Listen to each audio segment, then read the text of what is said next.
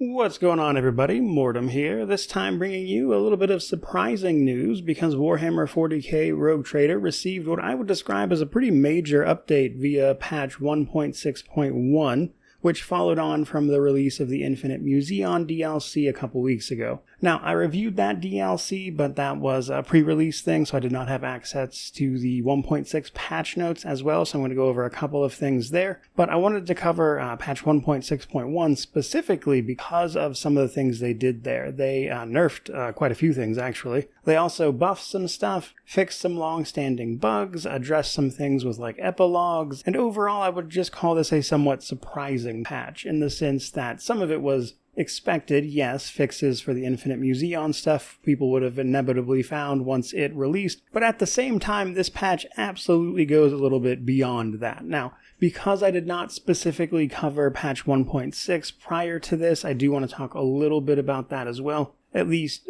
fairly quickly. So, that patch added things like the rework to Eurolon the Cruel, one of the secret companions you could get. This I did cover, but they reworked a bunch of mechanics, increased his stats, and just generally tried to make him more useful, even though you only get him for a relatively short period of time toward the end of the game. On top of that, they reworked some of the Forge World stuff in order to make some of the new augment system make more sense for characters who have that Forge World origin who then technically had augments to begin with, and of course companions that already had augments as well. Now, those are things I mentioned, but what I had not mentioned previously was the updates they made to some of the key abilities for Operative and Assassin, those being Analyze and Aim for the Opening, with each of those now being applicable on a character's extra turns that they receive from various other abilities, which following the nerf to those extra turns is probably helpful, especially for the Operative overall, which is probably why they took Operative a little bit farther and actually increased the scaling for a lot of their abilities as well. So if you're playing an Operative these days, they should be a little bit better, I would say. But then another interesting change from patch 1.6 was actually what they did with grenades. They changed grenades to be an AoE attack that can both crit as well as get a bonus from intelligence and demolition. But I believe that part requires a talent specifically, which in theory should make the grenades potentially a little more useful in the later game when you're more likely to just use the status effects than necessarily the damage. I also wanted to mention that that patch updated the UI on Level Up, trying to help out with some of the groupings and things, and while I don't think it's like a complete rewrite or change or anything like that, it will hopefully help somebody, but that had the knock-on effect of apparently messing up the favorite screen, which they then went back and fixed with 1.6.1. And then last but not least for that one, the Commissar has abilities that can affect morale in the game, which is how you perform your heroic actions, or like your ultimate abilities more or less. And the Commissar abilities could negatively affect morale, and they changed that to where that is no longer the case, just so you know. But from there, let's actually talk about the big stuff with 1.6.1.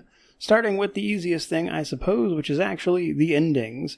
In particular, if you choose to give away a character name as Nomos, you could break all of the epilogues. They fixed that particular bug, so hopefully that won't happen to anybody. And they also fixed the problem with some of the epilogues in the Infinite Museon not displaying correctly, and they actually went a step farther there and actually included several new ones as well. So if you've already finished up your Infinite Museon epilogue and you wanted to see that represented correctly, hopefully that is the case now, as some of them were displaying the incorrect ones. But even beyond that, they also went farther still and fixed a lot of just epilogues generally not showing up when they were supposed to based on your choices up to the end game, of course. Next up, they made some changes to, or well technically, about Eogan, the new companion that was added with the Infinite Museon. In particular, a lot of his dialogue seemed to be a little messed up in the colony events specifically, where they just wouldn't show up at all. So now those are showing. I will say I have seen some reports that you're still not getting the rewards you're supposed to get from his dialogue options in those colony events,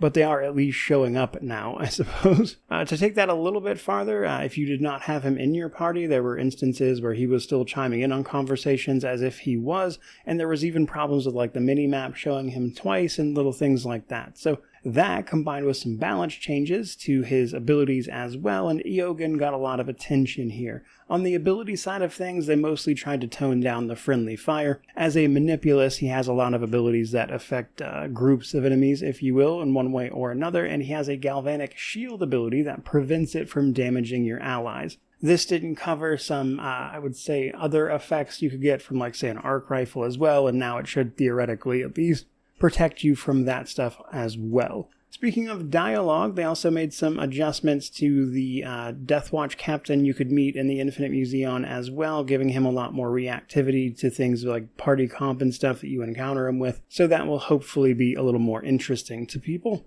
And somehow we're still not done with dialogue stuff. So the Sector Bionica, the area of your ship where you would go to actually install like augments and everything, a lot of the dialogue for companions was not activating in there. So in theory, if you go through that content, some of your companions should be a little more reactive in that space and hopefully give you more of the conversations you would be hoping from that situation. And now let's talk about some of this other stuff. They made quite a few changes to various things across the game in terms of both balance and itemization and just a few different things. Now, there are still some standing bugs I know about that they have not fixed, like there's an issue with the Blade Dancer's Death from Above ability not always applying, I think it's status effects correctly. But to be clear, Blade Dancer is still super strong, so it's not that big of a deal in my opinion. But let's keep it moving, starting with Lidless Stare. So they fixed Lidless Stare, I guess technically, to affect turrets properly now. I always assumed this was intentional, but Lidless Stare is Kassia's ability where she opens her third eye and, stares at things and uses it in combat. I always assumed this didn't deal a lot of damage to a turret because it is a turret, but apparently this was actually a bug and it has now been fixed. They also fixed an overlap with one of the new augments, the Ogryn Grip and Shotgun Mastery. Ogryn Grip allowing you to use two-handed weapons with one hand, and combining that with Shotgun Mastery would prevent you from being able to use the shotgun's weapon abilities. Another interesting change is what they did with Pascal's Holy Vestments. It will now scale off of Ferrum Sanctum instead of Reject the Flesh. This is just to, I would imagine, make it play into the augment system, which is where the Ferrum Sanctum thing comes from, and just a slight change to the way that mechanic works as a whole. But speaking of mechanics, it looks like they nerfed quite a few things related to psi rating. In particular, Psyker's Breastplate, things like Ghost Helm, basically just a lot of easy ways to quickly build up psi rating have been reined in a little bit, so it's slightly harder to do, at least with these items. Like Psyker's Breastplate now only activates on Perils of the Warp instead of Psychic Phenomenon, but it gives +2 psi rating instead of +1, which is hopefully going to make up for it, but the gist there was to be high risk, high reward, and it simply wasn't.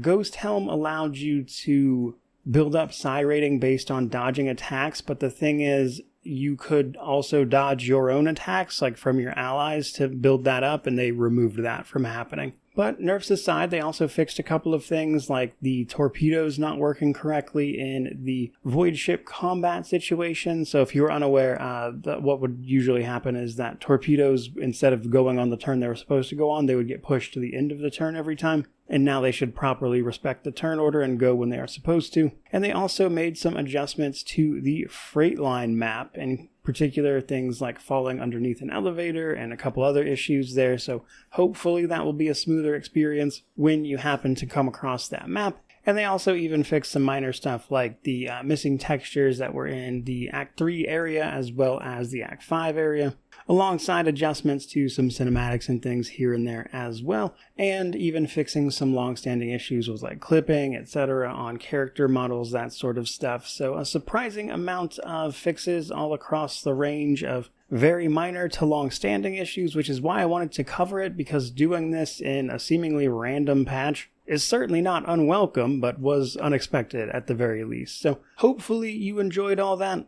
If you want to read specifics, as I obviously didn't go over every single little detail here, I will post the patch notes down in the description below. But in the meantime, by all means, let me know how you feel about all this down in the comment section below, which of course means to like, comment, subscribe, all that YouTube jazz. But regardless of any of that, truly, just thank you so much for watching. I really do appreciate it. May you wander in wisdom and have an amazing day.